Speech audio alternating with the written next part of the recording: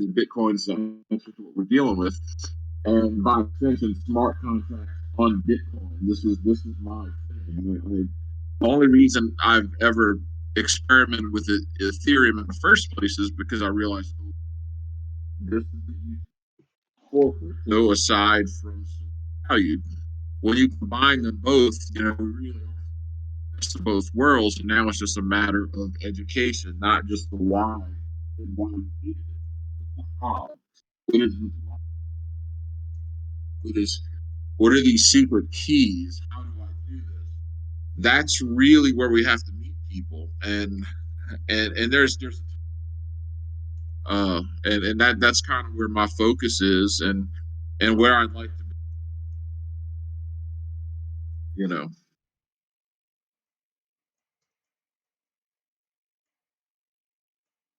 Yeah, bro. Welcome, welcome, welcome. And yeah, I mean, obviously, reading from what you was writing about, bro. Like, I definitely knew that you would fit in 100% in here, bro. Obviously, me and you have spoken quite a lot on the Twitter and in the Discords and stuff. So yeah, I mean, not yeah. I think a lot of people kind of come into the server. They don't really see the advocs straight away. It takes a little while, but at the same time, I think that's kind of like a good thing as well because you don't get like just everybody coming in like to every meeting. What is it about? Blah blah blah. And that gives the chance for like people like Hero and Harold and Merrick and Sleepy and everyone else that was here prior to me coming in. It gives them and me and you and everybody coming in now like a lot more time to be able to really fine tune things um, for those people who will come in with a lot less patience, shall I say? So yeah, and then have as Harold was talking about before, it's like having a way of really being able to onboard those people in a very simplistic way, but also kind of really driving home like the code of conduct and the reasons as to why this is happening, and how to understand the flow of things. And I mean, for me, the first time coming into one of the advox meetings and just even reading, because I think I'd read some of Harold's proposal before I even came into the first one, and it was just crazy. It totally blew my mind because it speaks to like the true nature of how humans communicate, and also of how consensus is supposed to, generally operate, and with that decentralization layer on top of it as well. So yeah, man. But I think this is definitely going to be a good place for you, Jack, and I think you'll fit in wonderfully, bro. Thank you. I appreciate the opportunity, and I look forward to getting to know everybody, and like I said, bringing value. That's my plan. Yeah, I would say like you know like what you enjoy doing, right, and stuff like that. And here this place is very much about that. Like what do you intrinsically like to do that you can contribute. It's Right. more it's very much about that. And I can see a few things already, like like you can help jour- document like this journey, that because we are all on a journey to develop this place. Like this is like a beginning almost. So Yeah. it's by no means is a fully uh, fledged um, program or implementation. So we are at the beginning, or I don't know what way, percentage, like how far we're in already, but probably less than 50. I don't know, but yeah, definitely not like 90% there at all. So we are still we got this journey to go on, like all of us, this place which we all contribute. So maybe that's already something that you can document.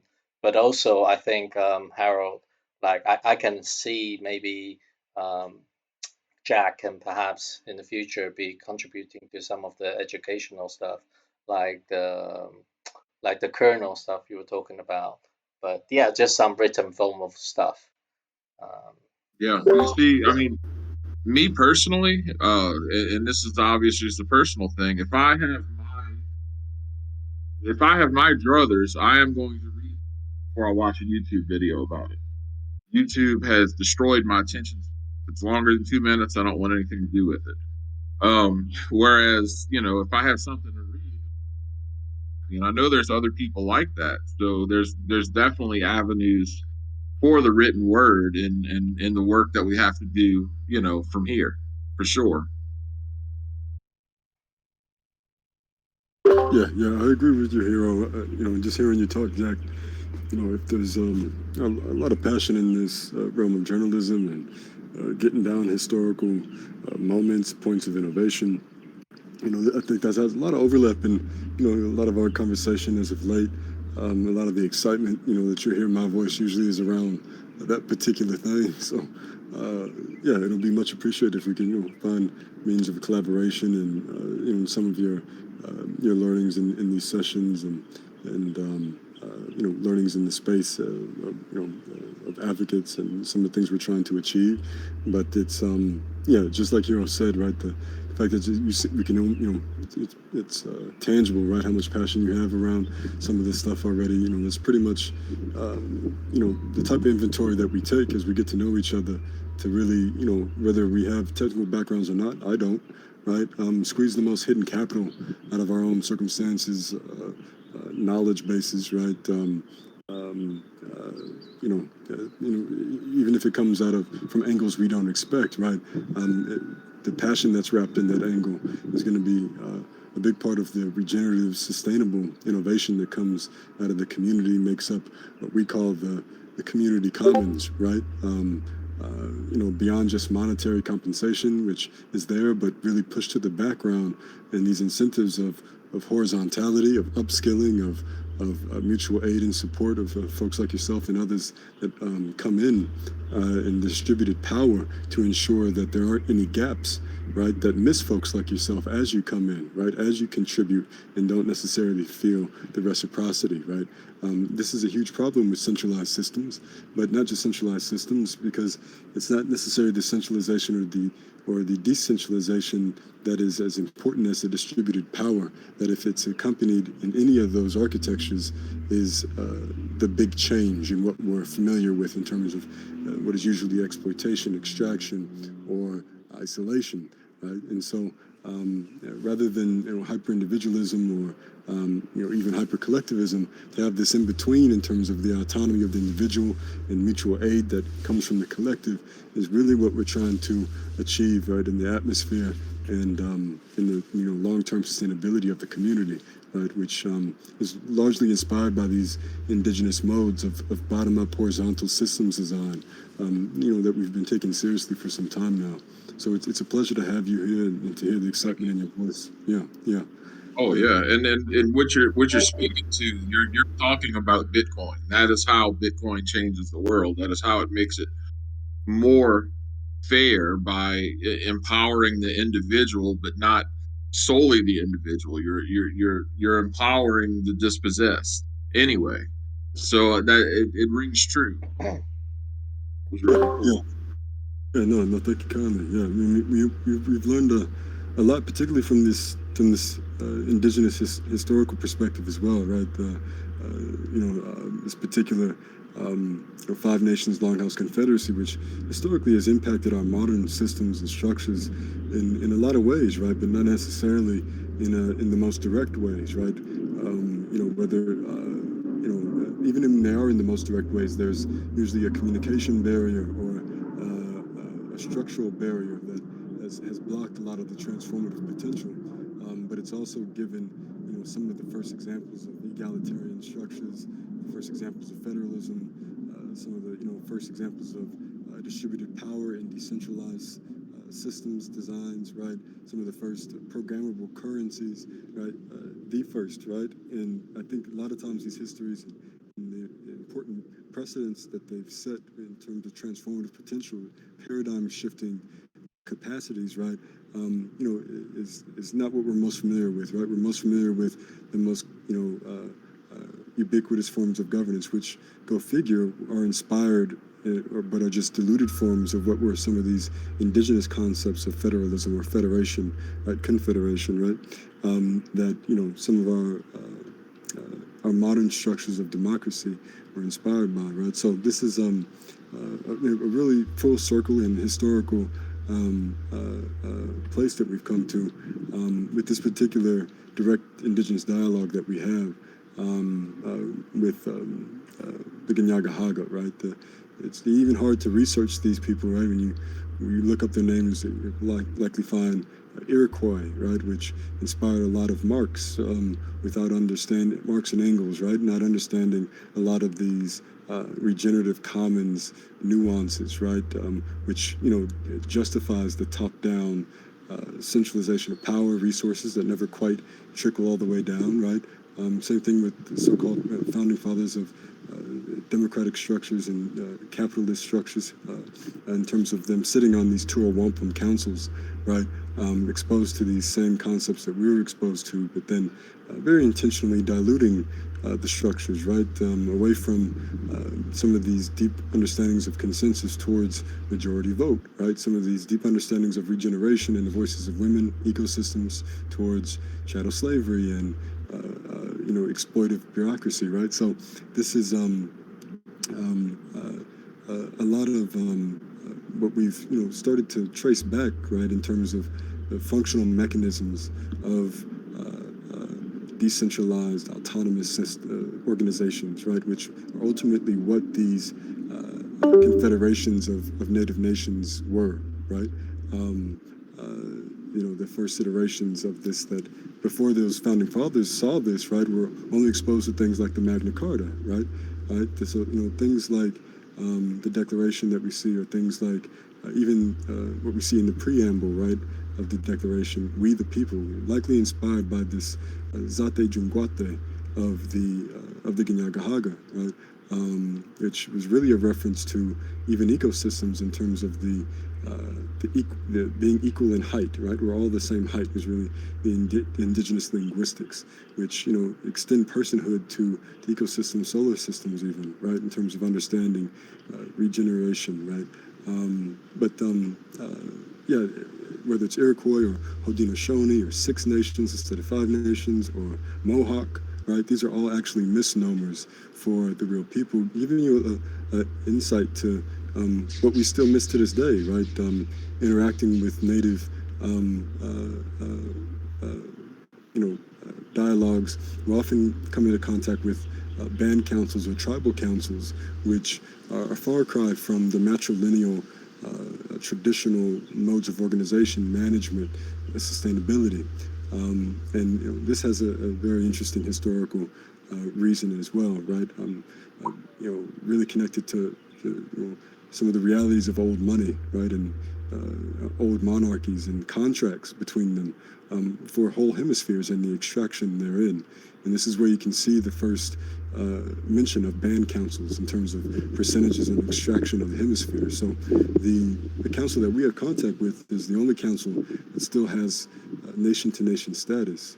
Every other reservation number that you hear, right, are treaties that were made after the initial treaty that was very intentionally given to every settler colonist by this Eastern Seaboard nation after getting warnings from the South, from Southern Native nations of coming settler colonists. And this isn't a black and white peace treaty, but an oral constitution and oral treaty in wampum belts, but still recognized to this day in terms of international jurisprudence. And this nation-to-nation jurisprudence is signed away, and the reservations are relegated to municipalities legally. And so this all is connected to whether or not you have matrilineal protocols intact for organization or not, right? And the nation-to-nation status is still intact, is very much related to the protocol still being intact, right, for long-term sustainability, even through 500 years of genocide, right? And so this is, I think, speaks to the historical opportunity that we have, right, in thinking seriously about distributed power in addition to decentralized architecture, because decentralized architecture is inherently good or distributed power in the long term. While though it could mean it in the static, right? In the long-term complex dynamics, we're likely to settle into a Bayesian of attraction, right? According to complexity theory, chaos theory, and game theory, of what the socioeconomics help co-constitute with the technology, right? Which is concentration of wealth and power that is not even as visible as it is in the hierarchies of today's global system, right? And so these are some of the warnings out of Harvard's Primavera de Filippi about what's possible in terms of paradigm shifts, in terms of socioeconomic organization, and what is a warning and a danger if we don't take distributed power for bottom-up organization seriously, right? And so welcome, Jack, to say the least. I won't hold you guys here any longer. It's beautiful to see you guys, to see you as well, Algorithm. No, it's hard to catch you through the time zones, but I pinged you in the meeting chat. Hopefully, you can catch us in active issues as we get closer to getting some good testing done. But again, Jack, it's beautiful to have you. Hopefully, some of that resonated and got you excited to join us again.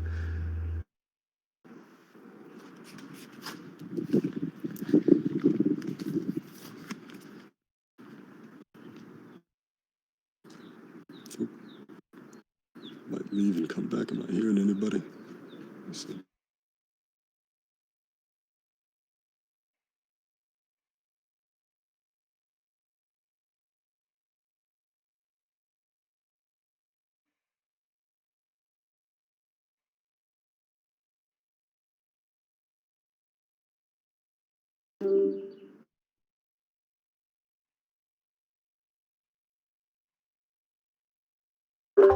Hello, can you guys hear me?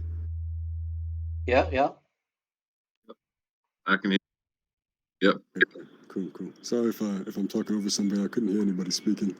But yeah, I think we can close for today if that's okay with everybody, unless there's some lingering comments on people's minds before we close. We'll leave the floor open.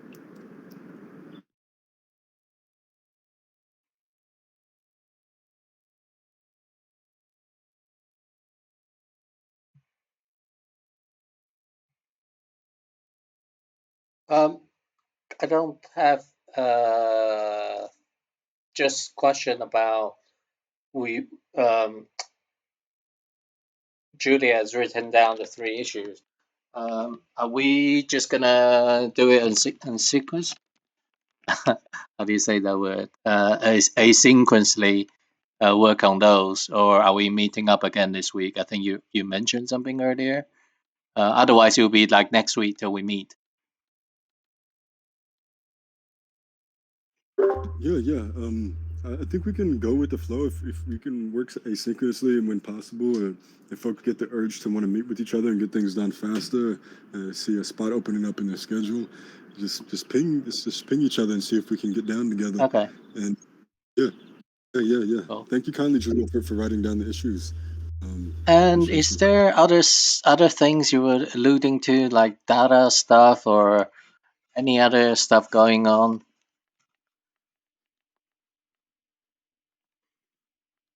Yeah. Thank you kindly for reminding me. This Friday, if there's folks that are interested, there'll be a systems model session from the data folks, and that's usually the time for us to add any points of collaboration with them. Again, for folks who don't know, this is a working group who are pioneers in fine art and NFTs back in 2017. We work closely with Primavera, not unlike other parts of the tooling that we work with. Primavera having a big influence on how they think about intrinsic motivations and where we get a lot of our language that Hilo eloquently spoke to earlier, and the power that can have for community value preservation going forward. And they're thinking about some very unique things in terms of project management that speak to, again, community value preservation. Not losing things to overly prescriptive software, but really speaking to more of what is Haas's language that we've been hearing from in our sessions around assisting folks in what they are doing, rather than prescribing to them what to do and how to do it, right? And when it comes to project management, this can lend itself to as you described before, Hero, not just tracking the work that's getting done, but in terms of that type of exchange, right? But broadening it up to the exchanges that are usually more invisible but make up a regenerative abundance of our commons, right? That if made visible can really do a lot for paradigm shifting us away from competition and scarcity and towards this tangible, autonomous access to regenerative abundance, right? That is usually there in spite of exploitive extractive structures that aren't thinking this seriously about distributed power and you know, um, access to voice or power in that way. But is still invisible, right? So it goes it goes a long way towards us not knowing the value of ourselves as generators of value, or not seeing the value in each other as generators of value on the ground, right?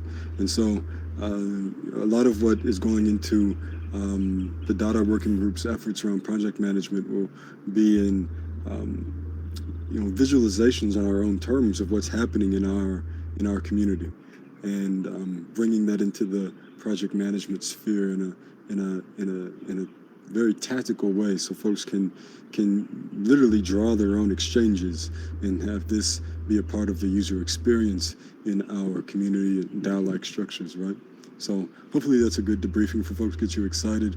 This usually takes place really early in the mornings for myself here on the U.S. Pacific time. Up at 5 o'clock, it starts around 6 o'clock in the morning. So whatever that translates to your guys' international times or local regional times.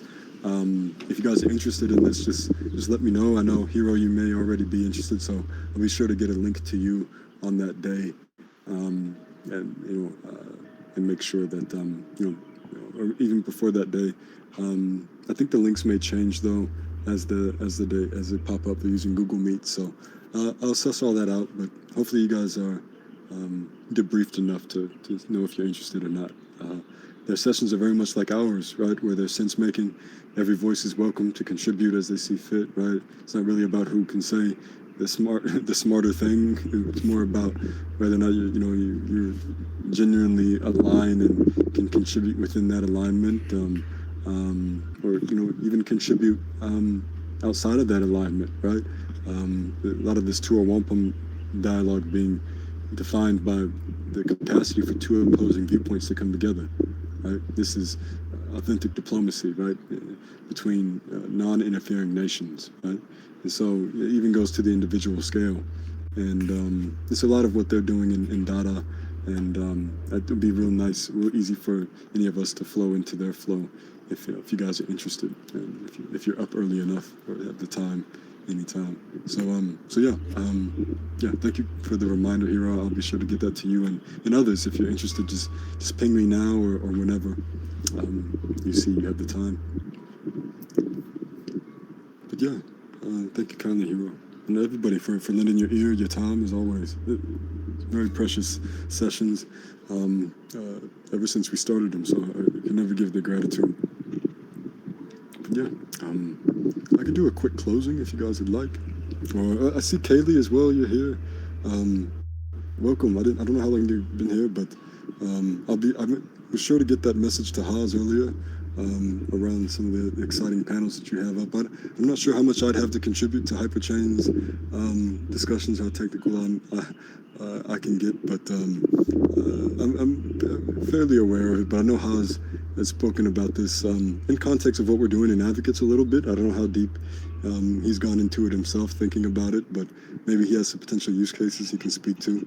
But it's beautiful to see you here as always. I know maybe we've had you one other time, or yeah, it's beautiful to have you either way. Thank you kindly. But yeah, yeah. I see you unmuted, Kayla. Yeah. Oh yeah, sorry.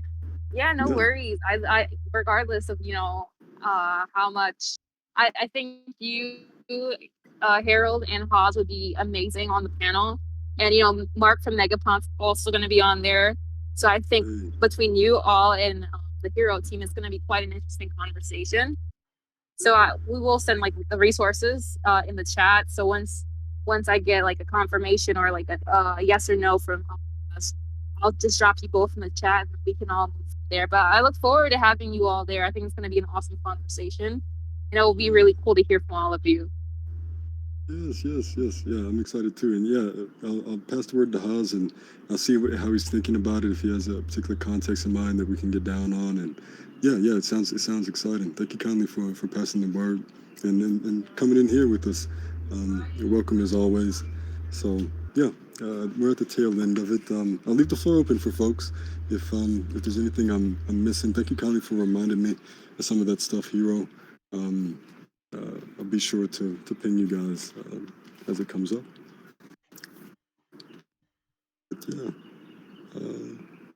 But let's do a closing if there's nothing else on the floor from folks.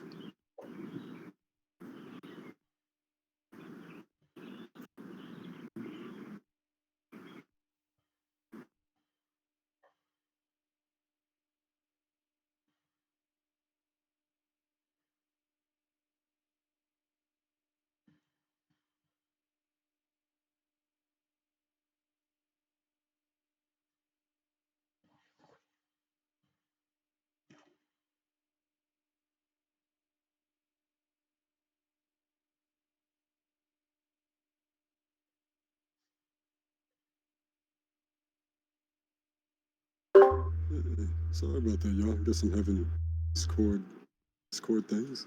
Hopefully you guys can all hear me okay now. Yeah. Beautiful. Yeah.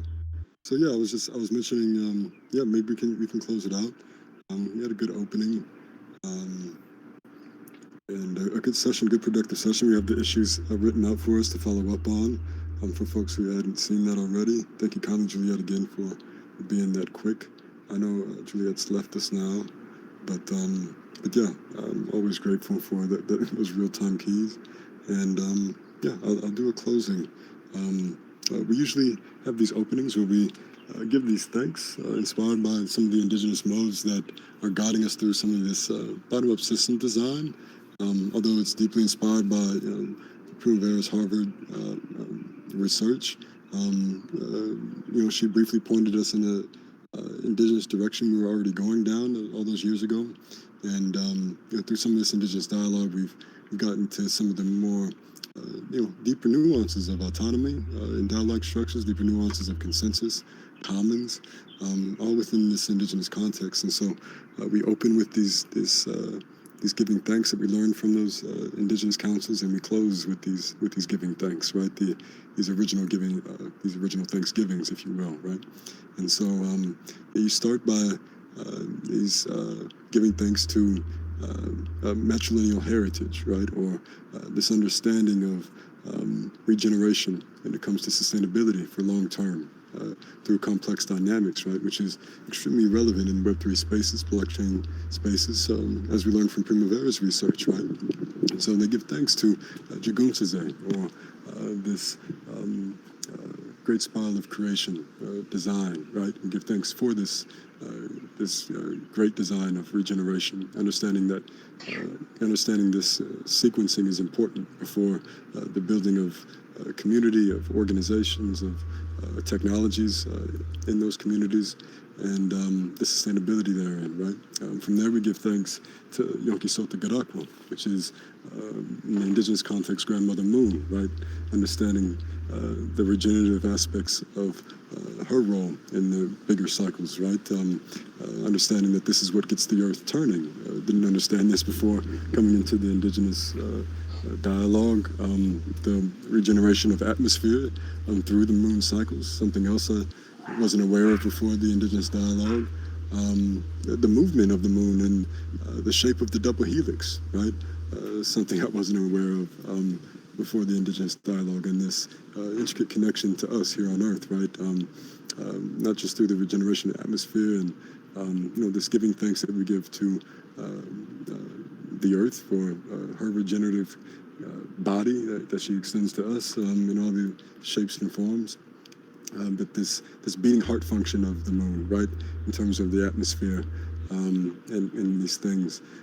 So giving thanks to these broader cycles is a big part of the openings and closings, understanding the lack of focus on these things and how these technologies can impact the preservation of these important things, and the regenerative sequencing of these things is something that we want to acknowledge too. And we continue to give thanks, right, to the regenerative aspects of all strains of life, the mothers in all strains of life, including from every baby girl to the eldest grandmother. We give them thanks for being our direction and purpose. Understanding that all of our ancestors, no matter what we imagine divides us, have our matrilineal heritage, right, of the good mind, right, of this regenerative good mind, and we give them thanks and ask them for guidance in restoring this matrilineal sequencing, right, authority, right, that's balanced by consensus, but there's authority in this sense of sequencing.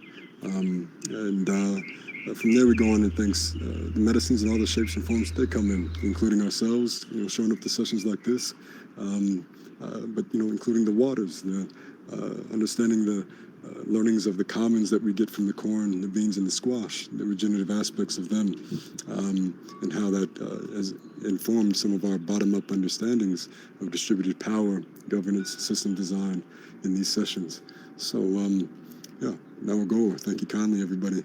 If I missed anything, put it in its proper place. Of course, we give thanks to things like the Degni de Ohade, the Chua Wampum, or the Guyana Asadaskanagoa, the Great Law of Peace, and understand the matrilineal historical history. These particular aspects are important, right? Well, it's hard to research some of these things that we've learned a lot together in these sessions. Through the misnomers of Haudenosaunee, Iroquois, Mohawk, right? Some of these understandings from the Ginagahaga, it's a beautiful opportunity to give thanks, right, in these sessions with you guys. So, thank you kindly. A beautiful session as always. I'll see you guys next time. I appreciate the time. Much appreciated, sir. Thank you, Harold. Yeah. See you guys soon. Bye, guys. Thank you, Hero. Thank you. Beautiful session as always. Nat, Merrick, Algorithm. Hope all is well, man. Haley, appreciate you coming through. Yeah, this was fun. Thanks, guys. I want to say Kaylee's doing amazing in the ecosystem. She's doing so many interviews and hosting stuff. Yeah, just big shout out. Beautiful, beautiful. Oh, thank you, Hero. I appreciate it. Yeah. All right, y'all. Have a good one.